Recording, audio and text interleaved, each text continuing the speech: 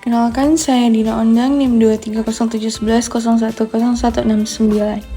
Dengan tujuan membuat tugas video mata kuliah Tindak Pidana Korupsi dan KPK, dosen pembimbing Dr. Ari Sendo SH MH. Sesuai dengan materi RPS yang didapat, dan saya akan menjelaskan tentang materi dampak korupsi, khususnya dampak korupsi di era digital. Seperti yang kita tahu bersama bahwa korupsi merupakan suatu tindak kejahatan besar atau extraordinary crime yang dimana sangat merugikan baik itu negara maupun masyarakat. Dampak korupsi ini tidak hanya merugikan negara secara keuangan, tetapi merusak sistem ekonomi, politik, dan sosial bermasyarakat.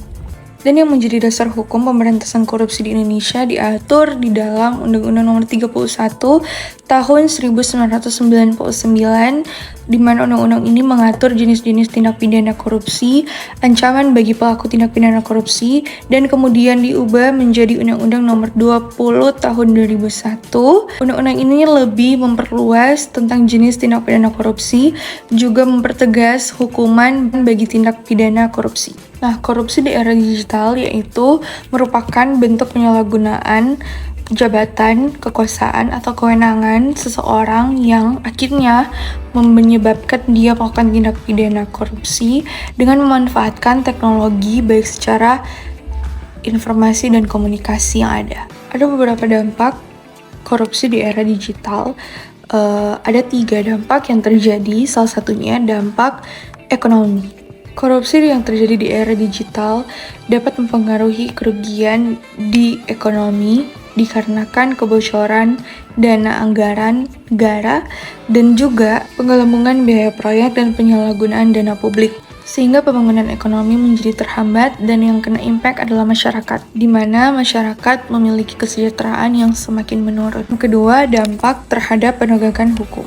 Korupsi yang terjadi di era digital seringkali sangat sulit untuk dideteksi karena menggunakan teknologi canggih dan transaksi kebanyakan digunakan secara elektronik. Juga jejak keuangan disembunyikan dari berbagai banyak platform digital.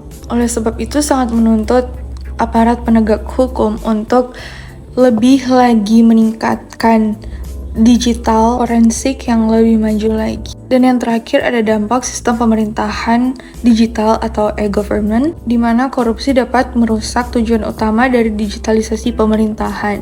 Ada 3, yaitu transparansi, efisiensi, dan akuntabilitas. Jika sistem digital masih dan terus dilakukan oleh korupsi, maka reformasi birokrasi tidak akan tercapai.